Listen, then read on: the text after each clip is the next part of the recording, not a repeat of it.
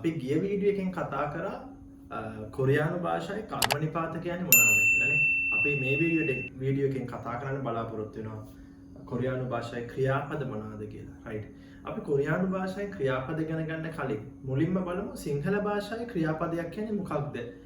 මේක කාලය අනුව ප්‍රධාන කොටස් කීයකට බෙදෙනවද? මේ වගේ පොඩි පැහැදිලි කිරීමක් කරගමු සිංහල භාෂාවෙන් ක්‍රියාපද ගැන. රයිට්. අපි ඒකට ක්‍රියාපදයක් ගත්තට පස්සේ කොරියන් වලින් ක්‍රියාපදයකට කියනවා තොන්සා කියලා. තොන්සා. මොකක්ද මේ ක්‍රියාවක් කියන්නේ? ක්‍රියාවක් කියන්නේ යම්කිසි කරන දෙයක්. එහෙම නැත්නම් ක්‍රියාවක් අපි හඳුන්වන ක්‍රියාපදයක් කියලා නේ. මොකද මේ ක්‍රියාපදයක් කියලා කියන්නේ යම්කිසි කරන දෙයක්කට අපි පොදුවේ කියනවා ක්‍රියාපදයක් කියලා. මොනවාද මේ කරන දේවල් කියන්නේ? උදාහරණයක් ගත්තොත් කනවා, බොනවා, දුවනවා, පනිනවා, නටනවා, සින්දු කියනවා, සවන් දෙනවා. මේ ඔක්කොම කරන දේවල් ක්‍රියාවන් ගණයට තමයි අයත් වෙන්නේ. ඒතර මේවා අපි පොදුවේ කියනවා ක්‍රියාපද කියලා. හරිනේ? ඔන්න මොකද්ද ක්‍රියාපදයක් කියන්නේ කියලා මම ආයෙ කිව්වොත් යම්කිසි කරන දෙයකට පොදුවේ අපි කියනවා ක්‍රියාවක් කියලා නේ. මෙන්න මේ ක්‍රියාවන් තමයි ක්‍රියාපද ගණයට අයත් වෙන්නේ. හරි. එතකොට මේ ක්‍රියාපද කියන එක සිංහල භාෂාවේ කාලය අනුව ප්‍රධාන කොටස් 3කට බෙදෙනවා. ප්‍රධාන කොටස් 3යි. මොනවාද? වර්තමාන කාල ක්‍රියාපද, අතීත කාල ක්‍රියාපද, අනාගත කාල ක්‍රියාපද. එතකොට මේ වර්තමාන කාල ක්‍රියාපදයක් කියන්නේ මොකක්ද? වර්තමාන කාල ක්‍රියාපදයක් කියන්නේ මොකක්ද? අපි වර්තමාන කාල ක්‍රියාපදයක් කියලා සිංහලෙන් හඳුන්වන්නේ මේ මොහොතේ නැත්නම් මේ වර්තමානයේ මේ වෙලාවේ කරන ක්‍රියාපද තමයි වර්තමාන කාල ක්‍රියාපද ගණයට අයත් වෙන්නේ. මේ වර්තමානයේ මේ වෙලාවේ සිදුවෙන ක්‍රියාවන් අපි වර්තමාන කාල ගණයට තමයි අයත් වෙන්නේ. අතීත කාල ක්‍රියාපද කියන්නේ මොනවාද? සිදුවෙලා අවසාන වෙච්ච ක්‍රියාවන්. ඒක ඊයේ වෙන්න පුළුවන්. ගිය මාස වෙන්න පුළුවන්. අවුරුදු 10කට කලින් වෙන්න පුළුවන්. නේ? එමෙතන දැන් විනාඩි 5කට කලින් වෙච්ච දෙයක් වෙන්න පුළුවන්. මොන හරි සිදුවෙලා ඉවරයි. සිදුවෙලා අවසාන ක්‍රියාවන් අතීත කාල ක්‍රියාපද ගණයට තමයි අයත් වෙන්නේ. මොනවාද මේ අනාගත කාල ක්‍රියාපද කියන්නේ?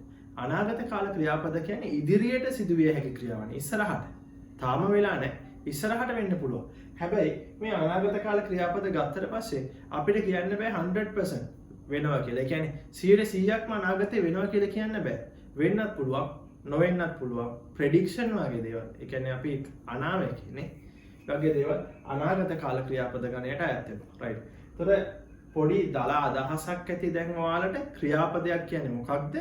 ක්‍රියාපද සිංහල භාෂාවේ කාලය අනුව ප්‍රධාන කොටස් කීයකට බෙදෙනවද කියලා. හරි. මෙන්න මේ වගේ ඉස්සරහට කොරියානු භාෂාවේ ක්‍රියාපදත් අපි ඉගෙන ගනිද්දී ප්‍රධාන කාලානුව මේ විදිහට කොටස් 3කට බෙදන්න පුළුවන්. වර්තමාන කාලය, අතීත කාලය සහ අනාගත කාලය. ඉස්සරහට මේ එක් එක් කොටස් අපි වෙන වශයෙන් කතා කරනවා සහ මේ එක් එක් කොටසට වෙන වශයෙන් වූ ව්‍යාකරණ යොදා ගන්න ලබනවා. දැන් මේකෙන් පස්සේ මම කතා කරන්න යනවා මේ සිංහල භාෂාවේ දැන් වර්තමාන කාල, අතීත කාල, අනාගත කාල අපි ක්‍රියාපද තියනවා කියලා ගත්තනේ. උදාහරණ කීපයක් අරගෙන මොනවාද මේ වර්තමාන කාල ක්‍රියාපද කොහොමද හැදෙන්නේ? කොහොමද අතීත කාල ක්‍රියාපද, අනාගත කාල ක්‍රියාපද කියන එක අපි ඊළඟට බලමු. බලලා එතනින් පස්සේ අපි යනවා කතා කරන්නේ සිංහල භාෂාවේ ක්‍රියාපද තියෙන විදියයි කොරියානු භාෂාවේ ක්‍රියාපද තියෙන විදිහේ වෙනස මොකක්ද කියලා. රයිට්. මේක පුතාලා පොඩි නෝට් එකක් දාගන්න. මේකෙන් පස්සේ අපි ඒ ටික ගැන කතා කරන්න යමු.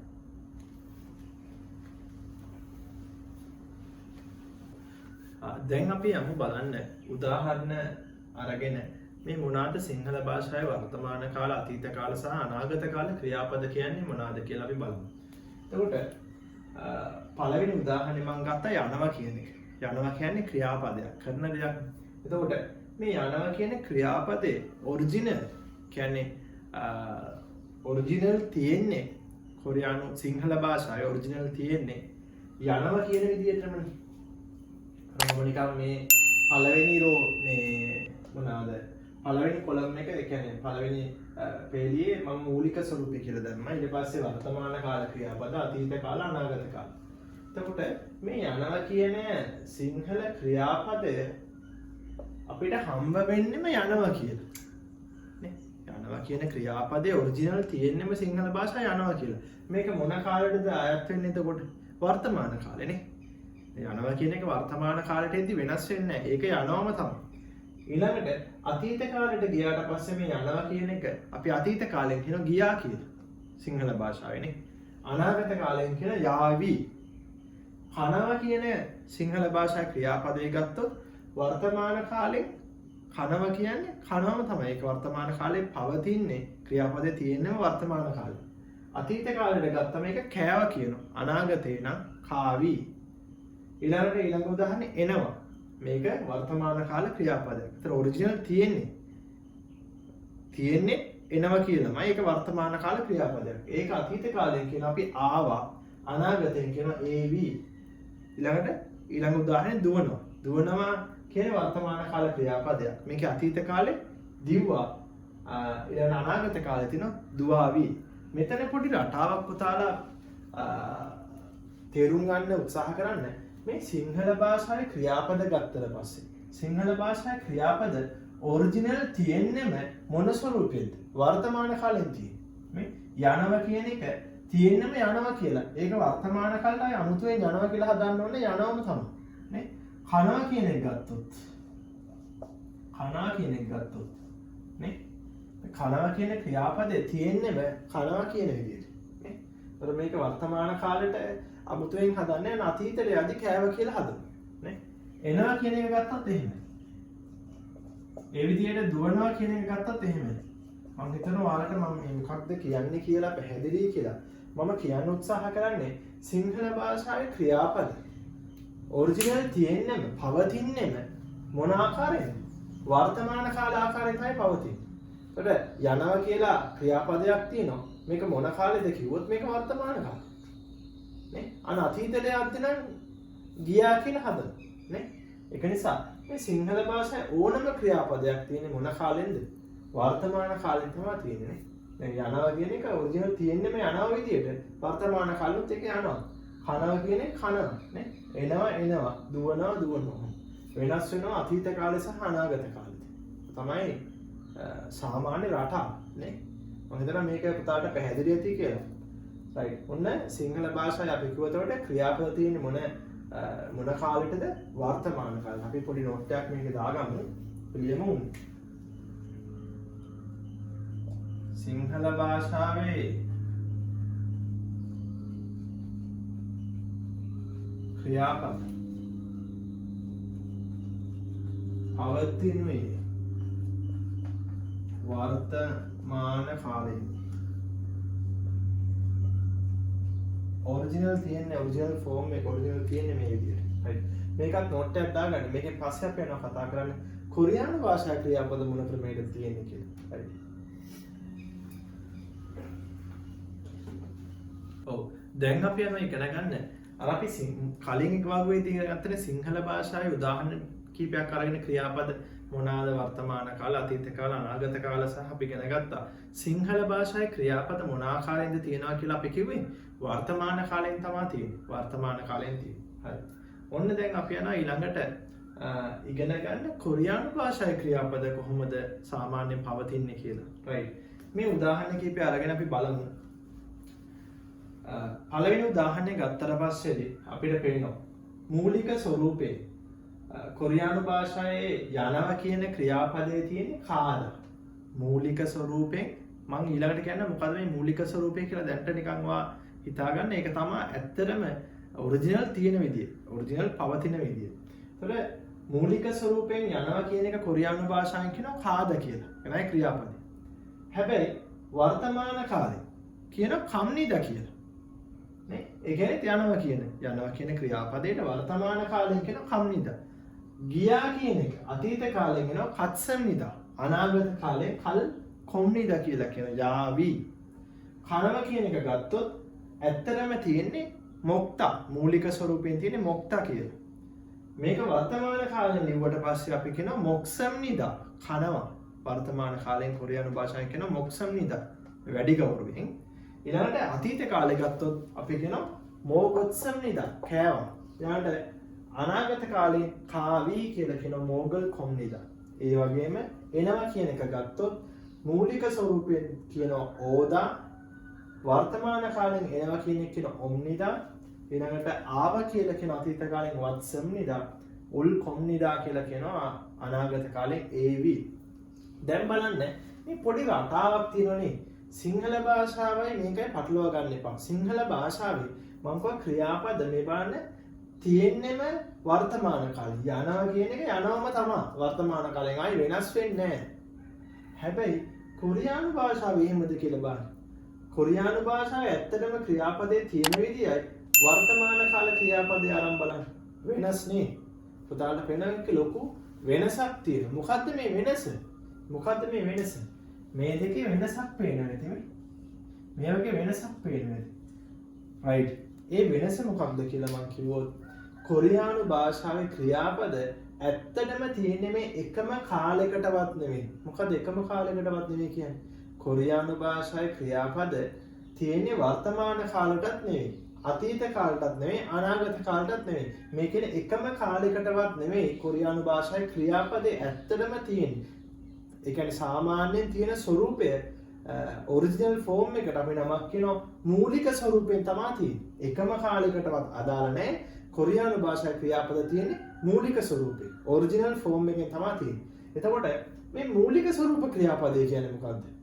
ඔව් මූලික ස්වරූප ක්‍රියාපදයක් කියන්නේ කොරියානු භාෂාවේ ක්‍රියාපදයක් ඇත්තටම තියෙන විදිහ. හැබැයි මේක කෙලින්ම මේ මූලික ස්වරූප ක්‍රියාපදේ කෙලින්ම වාක්‍යයට දාන්න බෑ. ඒක වර්තමාන කාලේද අතීතද අනාගතයේද කියන කාලය අනුව ක්‍රියාපදයට අදාළ කාලය අනුව මේ මූලික ස්වරූප ක්‍රියාපදයට අපිට එක එක ව්‍යාකරණ කොටස් ඒ කාලයට අනුරූපව එක එක ව්‍යාකරණ කොටස් සම්බන්ධ කරලා තමයි අපි මේක වාක්‍යයට සම්බන්ධ කිරීම කරන්නේ. මොන ආය අහගන්න. දැන් මේ අපි කතා කරන්නේ මොකක්ද? කොරියානු භාෂාවේ ක්‍රියාපද තියෙන විදිහ නේ. අපි දැක්ක මේ වගුවෙන් සිංහල භාෂාවට වඩා වෙනස් කොරියානු භාෂාවේ ක්‍රියාපද තියෙන විදිහ. සිංහල භාෂාවේ ක්‍රියාපද මේවන් තියෙන්නෙම යනවා කියලා. ඒකේ වර්තමාන කාලෙත් යනවම තමයි. ඒතර සිංහල භාෂාවේ ක්‍රියාපද ඇත්තටම තියෙන්නේ මොන කාලෙටද? වර්තමාන කාලෙ. හැබැයි මේ කොරියානු භාෂාවේ උදාහරණ ටික අරන් බලන්න. කොරියානු භාෂාවේ ක්‍රියාපද ඇත්තටම තියෙන විදියයි වර්තමාන කාලේ වෙනස්. එතන මම කිව්වා කොරියානු භාෂාවේ ක්‍රියාපද මේ එකම කාලයකටවත් නෙවෙයි තියෙන්නේ. එයා ස්වාධීනව. එයා වෙනම විදියකට ඉන්නේ. ඒකට අපි නමක් කියනවා ඉන්න විදියට මූලික ස්වරූපයෙන් ඉන්නේ. මූලික ස්වරූප ක්‍රියාපද කියලා කියන්නේ. ඒතර මේ මූලික ස්වරූප ක්‍රියාපදයක් කෙලින්ම වාක්‍යයට දාන්න බෑ. අපිට දැනගන්න ඕනේ ඒ වාක්‍ය තියෙන්නේ මොන කාලෙන්ද කියලා. අන්නේ කාලෙට අනුව මේ මූලික ස්වරූප ක්‍රියාපද ඒ කාලෙට අදාළ ව්‍යාකරණ සම්බන්ධ කරලා මේ විදිහට පරිවර්තනය කරගෙන තමයි අපි වාක්‍යයට යෙදීම කරන්නේ. වර්තමාන කාලේ නම් ඒ විදිහට අතීතයටත් ඒ විදිහට අනාගතයටත් ඒ විදිහට. ඒතර අදාළ කාලයට අනුව ව්‍යාකරණයක් තියෙන වෙනම ඒක මේ මූලික ස්වරූප ක්‍රියාපදයට එකතු කරාම තමයි අන්න ඒ කාලයට අනුරූපව ඒ ක්‍රියාපදේ හදාගන්න පුළුවන්. එහෙම නැතුව කෙලින්ම මේ කාද කියන එක යනා කියලා වර්තමාන කාලයෙන් යොදා ගන්න බෑ. මම හිතනවා මේක දැන් පුතාලට පැහැදිලි ඇති කියලා. මේ මොකද්ද මූලික ස්වරූපය කියන්නේ කියලා. හරි. ඒ සරල උදාහරණයක් අරගත්තොත් බලන්න මෙහෙම.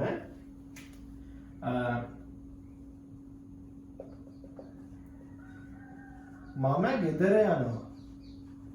දැන් සිංහල භාෂාවේ යනවා කියන්නේ මොන කාලෙද? වර්තමාන කාලේ. මම කියන්නේ චොනන් යම්කිසි ස්ථානයකට යනවා කියද්දී අපි මේ ස්ථානෙට පස්සේ කොහෙටද යන්නේ? ගෙදරටනේ. ස්ථානෙට පස්සේ ඒකෙන් නිපාත දාන්න අපි ඉස්සරහට ඉගෙන ගන්න.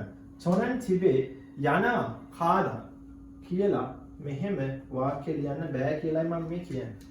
නේ? සිංහල භාෂාවෙන් යනවා කියන්නේ වර්තමාන කාල ක්‍රියාපදයක්. හැබැයි කොරියානු භාෂාවෙන් කාදා කියන්නේ වර්තමාන කාල ක්‍රියාපදේ නෙවෙයි. ඔරිජිනල් ක්‍රියාපදේ තියෙන විදිය. මේක වර්තමාන කාලෙන් ලියන්න නම් මම මොකද කිව්වේ? මේ වර්තමාන කාලයට අදාළ ව්‍යාකරණ කොටස මේ කාදා කියන එකට එකතු කරලා තමයි අපිට වාක්‍යයට යෙදීම සිදු කරන්න පුළුවන්. නැතුව මේ වගේ කෙලින්ම කාදා කියන එක වාක්‍යයට දැම්මොත් මේක වැරදි. ඊළඟට තව උදාහරණයක් අරගත්තොත් හිතන්නකෝ මම බත් කනවා කියලා. චොනන් පබල් කනවා. කනවා කියන්නේ වර්තමාන කාල ක්‍රියාපදයනේ සිංහලෙන්. ඒතර චොනන් පබල් මොක්ත කියලා කියන්න බෑ. වැරදි. ඇයි?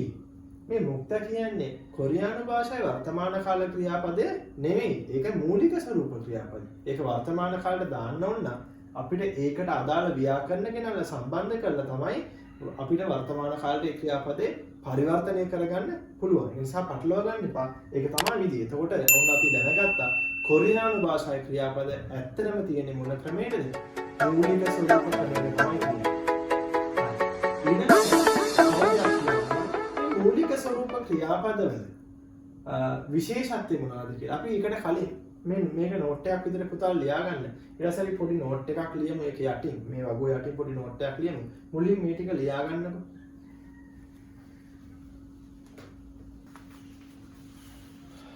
right cut. ඔව්. දැන් පුතාලා පොඩි නෝට් එකක් ලියා ගන්න මේක යටින් මෙහෙම ලියන්න නැහැ.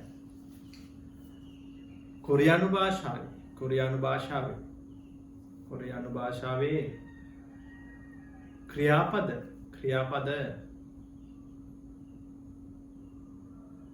පවතිනුයේ මූලික ස්වරූපේනි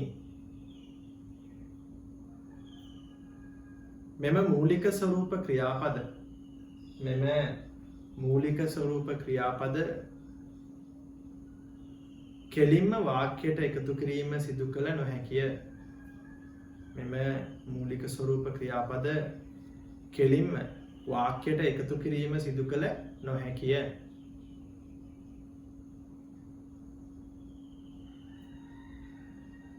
එනම් මෙම මූලික ස්වරූප ක්‍රියාපද ඒ අදාළ කාලයට සම්බන්ධ ව්‍යාකරණ කොටස සමග සම්බන්ධ කොට වාක්‍යයට එකතු කිරීම සිදු කළ යුතුය. එම කාලයට සම්බන්ධ ව්‍යාකරණ කොටස සමග එකතු කර වාක්‍යයට එකතු කිරීම සිදු කළ යුතුය. ඊළඟට බලන්න එකෙන් පස්සේ බලන්න පුතල්ලා මේ මූලික ස්වරූප ක්‍රියාපදයක තියෙන ලක්ෂණයක් මම කියන්නම් ඔයාලා අඳුරගන්න. මේ හැම මූලික ස්වරූප ක්‍රියාපදයක්ම අවසාන වෙන්නේ මෙන්න මේ තා කියන එක.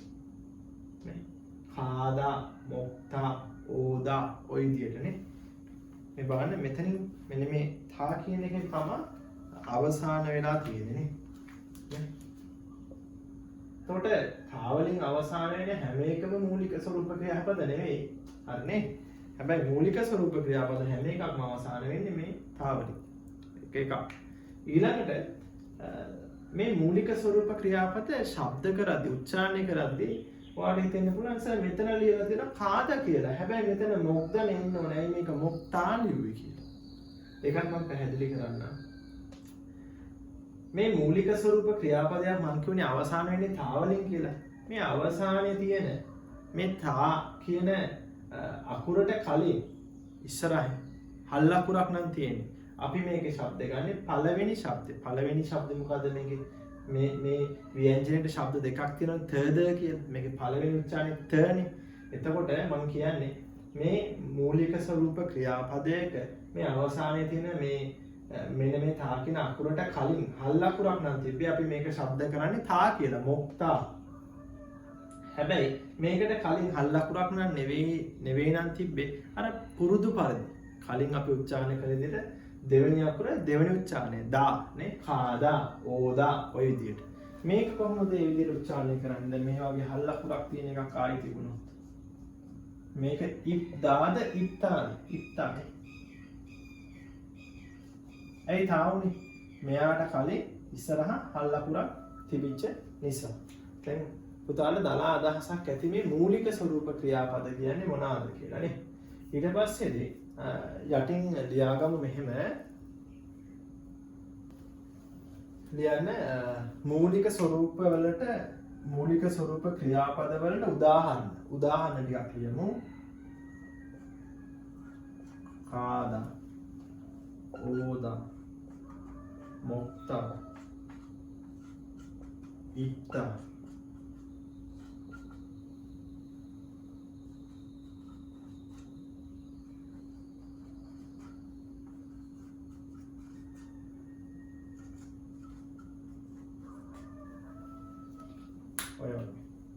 යනවා, එනවා, කනවා, දිනවා. මේ තමයි මූලික ස්වරූප ක්‍රියාපද වලට උදාහරණ. මේ ටිකත් ලියාගෙන අපි යනවා ඊළඟ කොටසේදී ඉගෙන ගන්න. මේ මූලික ස්වරූප ක්‍රියාපදය ගැන අපි දන්නවනේ දැන්. මට අවශ්‍යයි ක්‍රියාමූලය කියන එක ගැන හඳුන්වන්න ඊළඟට. ක්‍රියාමූලය. මොකද්ද මේ ක්‍රියාමූලය කියන්නේ කියලා අපි ඊළඟට ඉගෙන ගමු. මේකෙන් පස්සේ.